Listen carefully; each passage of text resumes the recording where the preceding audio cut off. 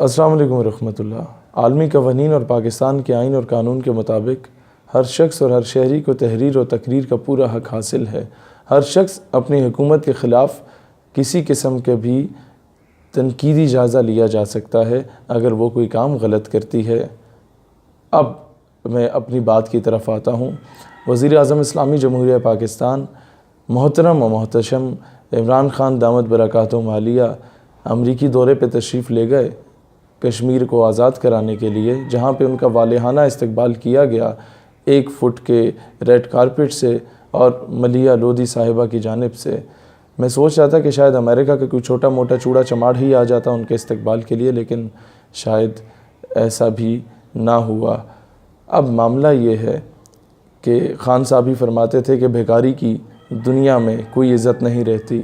میں اکثر کہا کرتا تھا کہ کشمیر کا مسئلہ تب حل ہوگا جو ہم مانگے تانگے کی 2 روٹی کھاتے ہیں IMF اور ورلڈ بینک سے یہ منتے تلے گوڈے گٹوں میں بیٹھ کے، اگر اسے مسترد کر کے حق حلال کی آدھی روٹی کھانے پہ گزارا کر لیں گے شاید مسئلہ کشمیر حل ہو سکتا ہے، لیکن یہ قوم نہیں سمجھی، وزرائے اعظم نہیں سمجھے۔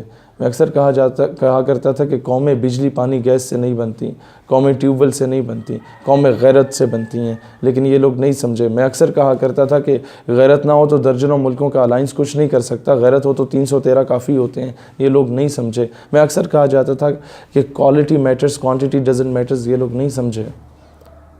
آج دیکھ لیجئے آج کیا حال ہے۔ آج امریکہ وہاں پہ کروز میزائل گرا کے بھی سعودیہ چوچ رہا نہیں کر سکتا، سعودیہ امریکہ کے کہنے پہ ایران پہ ہی حملہ کرے گا۔ آج دوسری بات، جناب صحیح کہتے تھے کچھ لوگ کہ مودی چائے بنانے والا ہے اور پوری دنیا میں گھمن گھیریاں ڈال کے پوری دنیا کو اپنے حق میں کر چکے۔ آپ آکسفورڈ سے پڑھ کے آدھا گھنٹہ کھڑا ہو رہے ہیں، پھر آدھا گھنٹہ اٹھک بیٹھک کر رہے ہیں کشمیر کے لیے۔ اس طرح کشمیر نے آزاد نہیں ہونا۔ آپ میرے گھر پہ قبضہ کرتے ہیں اور آپ مجھے مارتے ہیں، اور میرے پڑوسی جو ہیں وہ آ کے ایٹم بم اور ساتھ میں بندوقیں اور ٹینک اور توپیں لے کے میرے گھر کے باہر کھڑے ہو کے کہتے ہیں ہم اظہار یکجہتی کرتے ہیں شہید تمہارے ساتھ، آپ پھر مجھے مارتے ہیں۔ میرے پڑوسی کہتے ہیں شہید صاحب ہم ان دہشت گردوں کی مذموم مزاحم کی مذمت کرتے ہیں، آپ پھر مجھے مارتے ہیں۔ پھر پڑوسی کہتے ہیں شہید صاحب زندہ آباد اور دہشت گرد مرد آباد، تو پھر میں اپنے پڑوسیوں کو بھی گالی نکالنے لگ جاؤں گا کہ ڈرامے بازی نہ کرو میرے ساتھ۔ میرے گھر کا قبضہ تبھی چھوٹے گا جب تک میرے پڑوسی آ کے اسے گریبان سے پکڑ کے میرے گھر سے باہر نہیں نکالتے۔ یہی کشمیر کا حل ہے۔ کیوں ڈر رہے ہو؟ اکنامکلی جی ہم لوگ بہت کمزور ہیں۔ اچھا جی 1965 میں کیا اکنامکلی بہت بہتر ہو گئے تھے؟ منہ توڑ جواب دیا تھا بھارت کو۔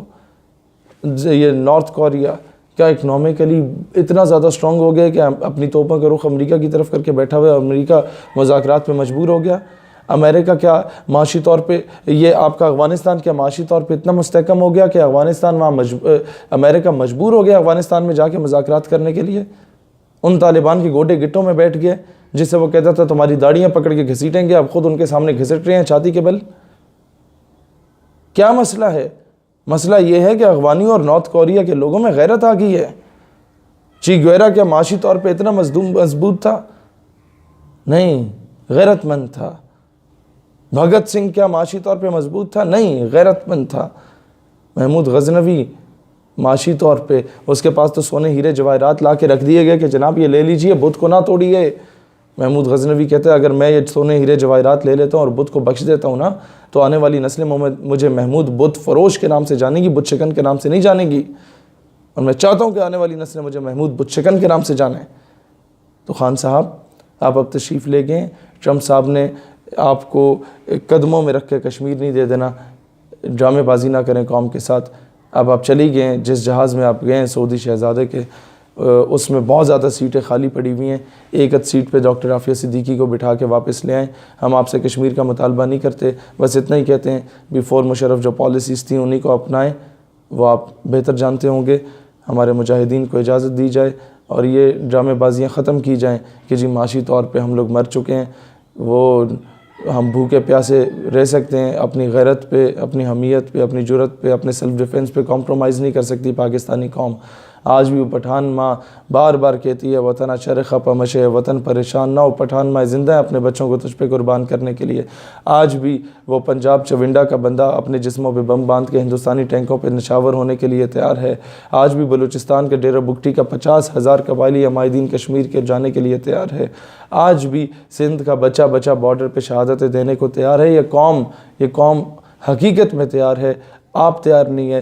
آپ اگر بزدل رہیں گے تو یہ جو شیر جیسی قوم ہے یہ بھی بزدل ہو جائے گی اور یہ بھی بکری کی مانند ہو جائے گی، اور آپ اگر شیر بن جائیں گے تو جو تھوڑی موٹی بکریاں ہیں انہوں نے بھی شیر بن جانا ہے۔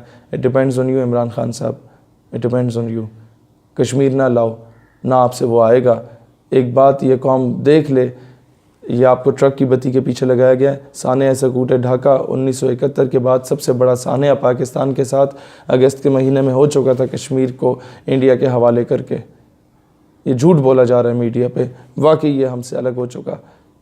اب ڈاکٹر عافیہ صدیقی واپس لے آئیے، خدا کا واسطہ ہے، خدا کا واسطہ ہے۔ اپنے اس جہاز میں ڈاکٹر عافیہ صدیقی، دوسری مرتبہ آپ امریکہ جا رہے ہیں تصویریں چکوا کے اور کہ ہمارا ہینڈسم وزیر اعظم ہے۔ نو، ہینڈسم تم ہوگا جب ڈاکٹر عافیہ صدیقی اسی جہاز میں ملک واپس آئے گی۔